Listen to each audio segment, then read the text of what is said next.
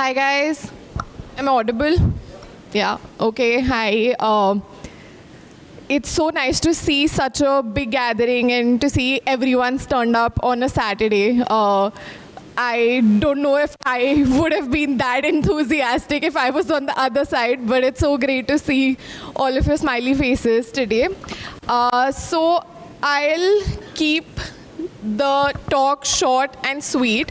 But before I start, how many of you here use Blinkit?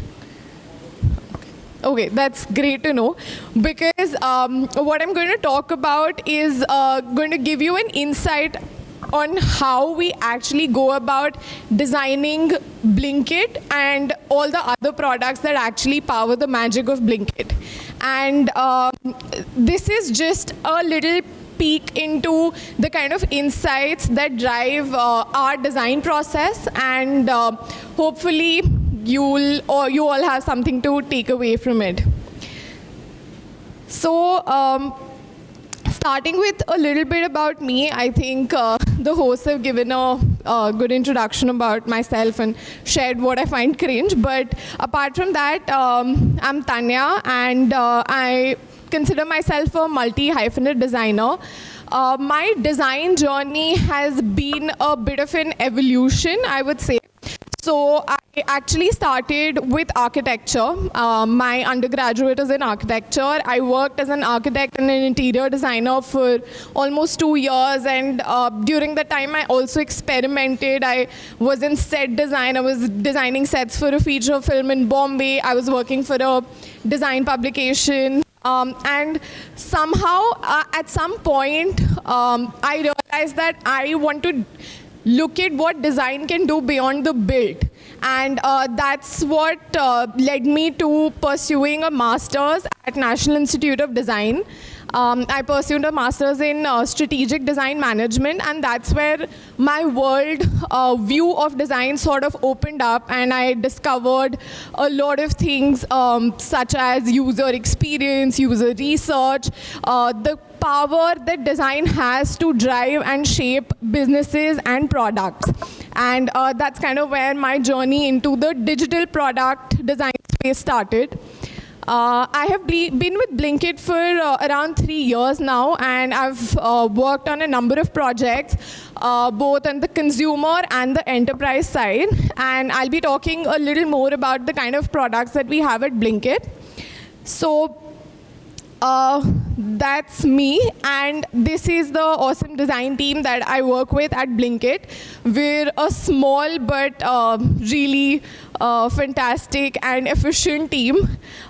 We have one member from the team here, Chirag, and I also see an ex-member of the team here, Ashish.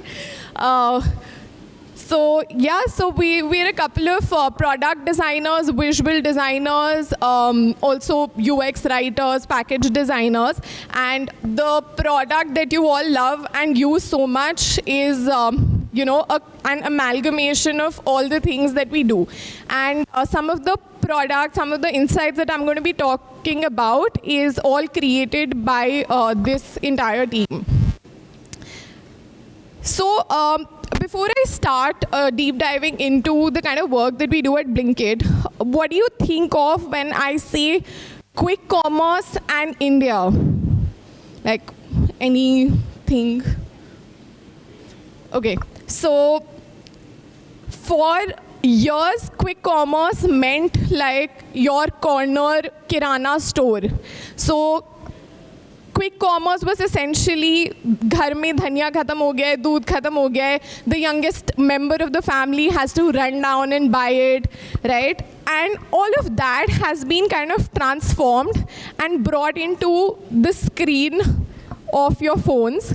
What Blinkit does is bring that magic to your doorstep essentially, and the assortment of course is kind of much more than your local kirana store now. But what powers all of this magic is a lot of work, a lot of strategy, and a lot of insight and understanding of what India needs, what Indian consumers need, and how we can build products suited to the Indian audience. So what do we actually design or build at Blinkit? So we have the consumer product, which all of you see and use, which is Blinkit. We have the Blinkit Partner app, which is basically the app that our delivery partners use, and any such service app you would always have, like Uber has the driver app. This is similar to that. And there are also a bunch of other products that power the magic of the supply chain. So one of them is Blinkit Transit, one is Blinkit Store Ops, which powers how the dark stores are run and operated. But how do we actually build these products, and more specifically, how do we actually build them for India? So we start by actually looking at our users, questioning what they want. So the questions that we sort of start with answering are, who is our user? Now our user is both the end consumer and every other user on the supply chain, whether it be the rider, whether it be a picker at the store, an executive at the warehouse, or a merchant running a Blinkit dark store. We understand what do they need, when do they need it, and how do they perceive things so that we can design for them. So essentially what we do is that we look at the user, we look at the context that they are in, whether it's someone ordering at home, whether it's a rider driving in the rain, or a store picker trying to pick things in the dark from the dark store. I mean, we call it dark store, it's not because it's dark, I mean, that's just the business concept. So, and that sort of leads us to these insights, which become our starting point for our entire design process. So I'm going to be talking about a couple of insights and what are the kind of products that we have built around it. So the first one is, and probably the most common one, which you yourselves would have heard of from your parents, or you might have also felt it yourself. India's consumer economy is traditionally, especially when you're buying groceries, when you're buying vegetables, it's all about the touch and feel of the vegetable or the grocery.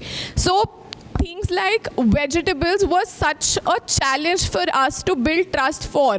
So, your mom would probably tell you not to even order vegetables from quick commerce apps, because she would say, sabzi to dekh ke khareed sakte hain, kharab nikli to.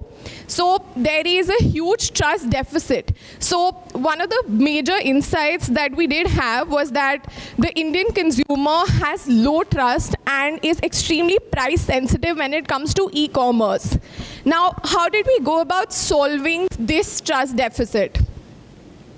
We introduced something called easy returns, or no questions asked returns.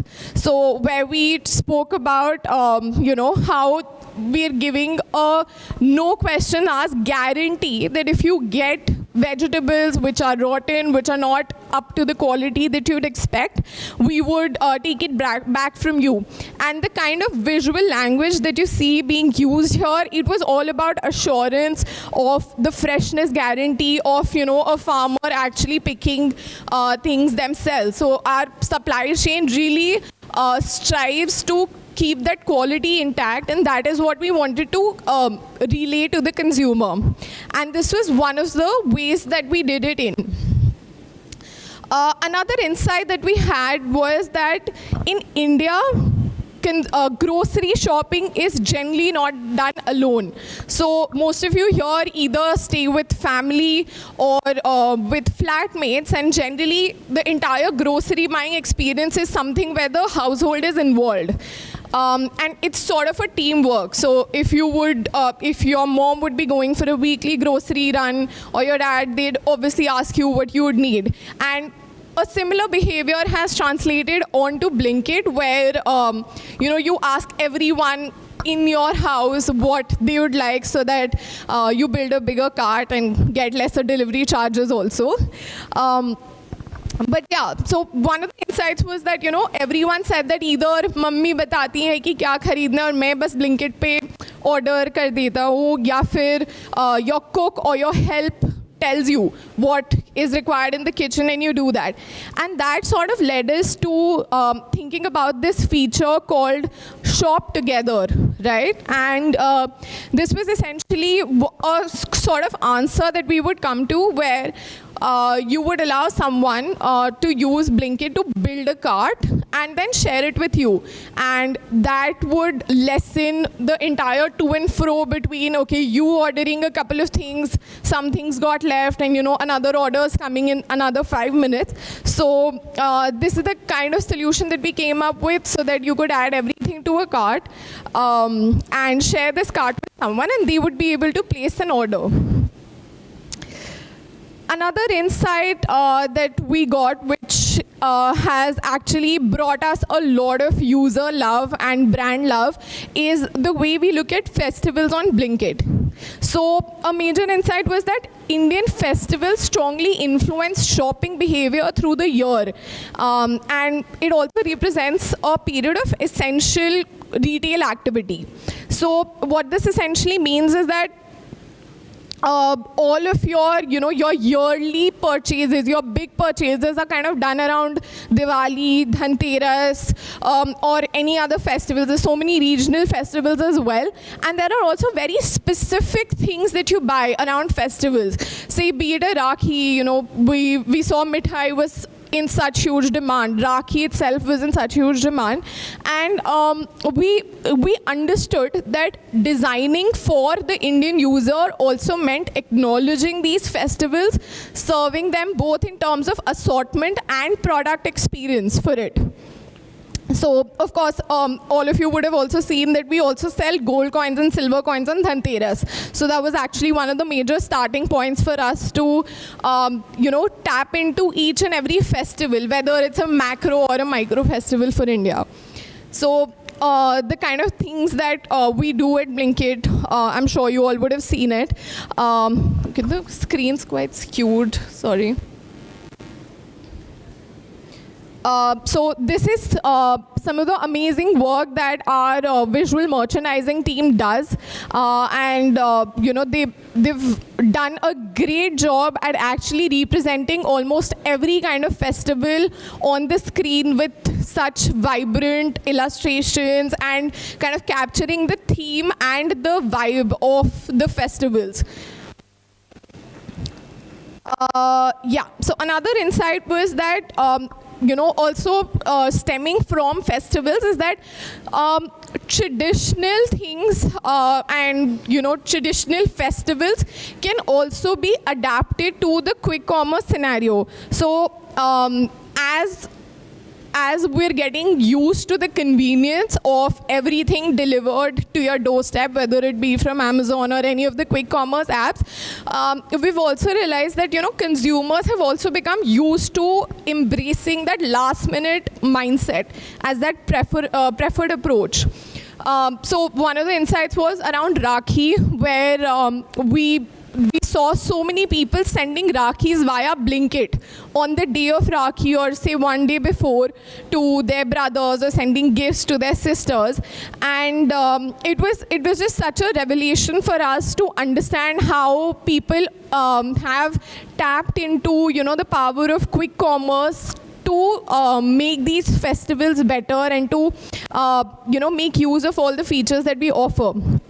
And stemming from that, we introduced a feature called ordering for someone else, wherein, you know, you could just send a gift, include a gift bag, and you could be sitting here and sending a Rakhi to your brother in Bangalore, or, you know, sending gifts, chocolates, etc. to whoever you wanted in all of India, wherever Blinkit delivers. So this has been a huge success around the time of festivals especially, and even otherwise. Another insight was that what we did realize was that while we were delivering on the needs of the user, we also wanted to build on their aspirations. And of course, as designers, you must have heard of Henry Ford's very famous saying, which is that, if you listen to what the user wants, you will never be able to give them what they really need. So, which means that they might not even think that a 10-minute delivery app could give you something like prints. So, when we did introduce print service, we realized that it really blew up, both on social media and even in terms of usage. And the usage of printing service also has really expanded. So it's such a basic use case to have prints in minutes, especially for official documents, passport photos, etc. So thinking of these features also takes everyone on the product side, whether it be designers, product managers, or business leaders, to delve into the insight that, these are all the last minute use cases that we really can build for and design for. So this is what our print store looks like right now. And we also have passport photos, we have files printing, etc. Another insight was that, now we'll talk about the other side of the Blinkit apps, which is mostly the supplier side apps, which are riders, store ops apps. And we realized that this is another kind of user that we're building for, who are definitely educated, at least to some extent, but they may not have the same expectations from the app. They may not have the same level of understanding of certain words, certain communication cues that we would use in an otherwise regular consumer app. So one of the big insights that drives the design or construct of these apps is that words have their limitations in capturing attention, and visual cues are always more important and more intuitive. So this is a verbatim from or rider, a delivery partner, and this is especially for, this was in the context of a replacement or exchange flow that we have. So he said that मुझे समझ नहीं आया कि exchange में सामान देने के बाद लेना भी है. So if it was just written in text, it wasn't very obvious. And the solution to that was actually giving a visual cue that, they have to actually take something in replacement of for a product that they're delivering, and trying to make it very clear through icons, through lotties, the exact actions that the user needs to do. So sort of breaking it down through very direct and very clear visual cues, making that entire user journey for the rider extremely smooth. Some other examples of this are the kind of visual cues we also use on the store app. So some of these lotties that you see is about scanning of boxes at the warehouse, scanning of barcodes, right? And these are some of the ways that we try to optimize design to build a very, very seamless user experience, and hence a very seamless supply chain for our business. Another insight is, of course, about empathy. So the user, and again, I'm talking in the context of the supply chain and our users like riders and delivery partners, the user feels seen when we humanize things for them. And essentially, through empathy, we bring them delight. They want to keep working for us. They want to, they want to interact with the app more. So one of the things that was introduced was something like a family timeout. And if you see on all of the supply apps that we have humanized the rider partner or the store partner for them to feel like we're talking to them, we're communicating with them, and we're putting them in, we're actually understanding the kind of situations that they are in.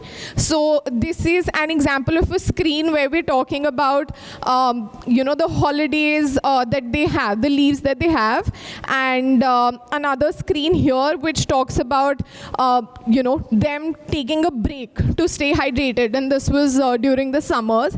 So by enhancing that visual cue for them, we're also letting them know that we're thinking about you, we're thinking about the conditions that you're working in, and we're empathizing with you as the user of these apps. So I want to just conclude by, talking about 3 points which everyone should keep in mind when designing an app for India or any sort of product or experience for India. One is that always be aware of your privileges, right? Always know that the user might not know as much as you. Whether it be for the consumer app, we've also realized that Blinkit in its usage has expanded exponentially from, a 12-year-old using it to an 80-year-old using it for ordering groceries. And you have to keep this entire range of user dynamics in mind and understand that what you may think as a young designer is not something that they may know either. For example, an edit icon, a pencil as an edit icon is not always very obvious to every kind of user. There are a lot of users who are first-time smartphone users, especially say our grandparents, and they might not understand it. So for them, you have to break it down. You have to have text buttons, etc. So always know what you know. Always be aware of what you know and what the user may not know. Another insight is that you may not ever be able to design for all of India, but just for a segment of it. So if I talk about Blinkit as a consumer app, it caters to a very metropolitan sort of segment, but we're also expanding to tier 2, tier 3 cities. But obviously, the way these apps are, we know that it caters to a certain level of education and understanding. So keep in mind the core user that you're designing for, the 95%, but also try to accommodate the 5% who are not your core users, but you think you can cater to them as well. The third one is about design languages. And design languages are essentially not as universal as you think you are. So what you may think looks cool on screen, say a dark background, or extremely cool motion graphics, may not be something that a user who is here on your app for an instant use case, it might not be that exciting for them to appreciate, and it may not be a design language that they appreciate. So always be cognizant of who you're designing for, why you're designing it, and in what context you're designing it. So yeah, that's about it. Any questions? Thank you. How does Blinkit, it is somewhat killing traditional marketing, traditional shops. Like Blinkit right now is killing traditional market. And how do you think you can incorporate it within the Blinkit? Like people are ordering from Blinkit, but people are not ordering from local shops. So is it possible that Blinkit can also incorporate local shops as their vendors? Right. So actually, I won't say that we're eating into the share of local shops yet. It's not about eating it, but Yeah. it's just that it has changed a lot. No, of Metro course. Karnataka. It has made life easier for a lot of people. But even now, quick commerce and not just Blinkit, grocery quick commerce is not even 5% of the grocery industry in India right now. So till now, brick and mortar stores do, sort of have at least more than 95% share of the Indian market. So we're a long way from actually only going into an app-based shopping. But to your point, why we're not incorporating local merchants? So before Blinkit, we used to be Grofers. So I'm sure a lot of you might know this journey that, Grofers was actually a hyper-local delivery platform, and which is where they actually used to be an aggregator and, pick up assortment from merchants and deliver it to users. But due to, of course, business reasons, operational reasons, to be able to have a more profitable approach, we went into our own dark stores and warehousing system. But at the same time, I think what Blinkit does solve for is actually having all the brands that you have on our platform. So we're also expanding majorly in terms of the D2C brands that we have on our platform, and we've created a new seller platform also for them. So I won't say that we're competing or we're trying to close down local stores. We're kind of just supplementing the reach of, grocery or in general e-commerce, any kind of assortment that you may have. Okay, so just one thing else, one thing more. I want to appreciate like Blinkit is doing great work as a rainy weather things, the animations they're showing off. Like in Valentine's, I just show, and it was very popular on LinkedIn as well. Yeah. That single and couple button. Yes. That was amazing. Thank you. I'll pass your compliments to the team. Thank you. Thank you. Oh.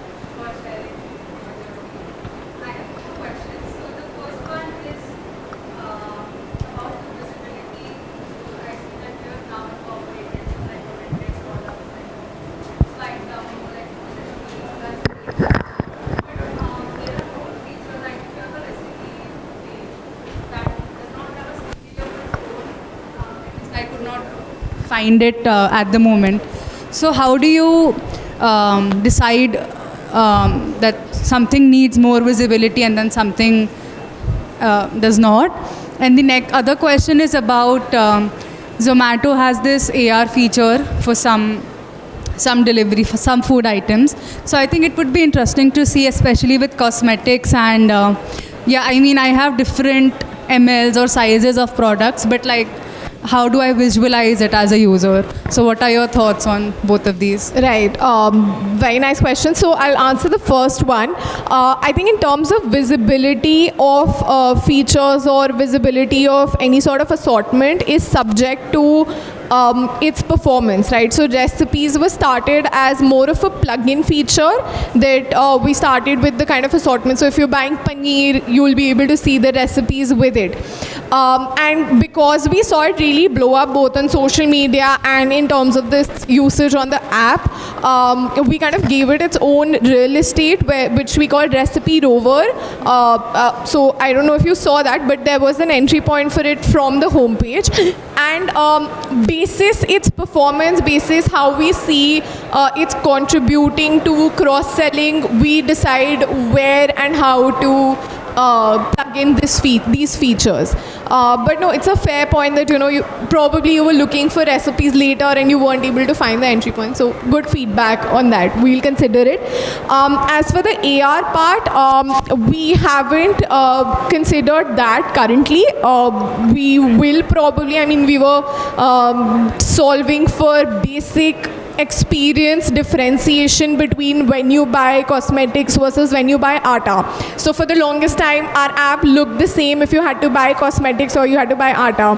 And in fact, that was one of the projects that I worked on, that we started differentiating the entire beauty details page, right? So any beauty product that you're buying, your product details page would look different. We have shade variants. We have, A+ graphic content. So yeah, we're trying to build these things as we're growing the assortment, and hopefully we'll be there soon. Thank you so much. I think. Okay, great. Thank you so much, guys. It was lovely set of questions. Thank you so much, Tanya. It was so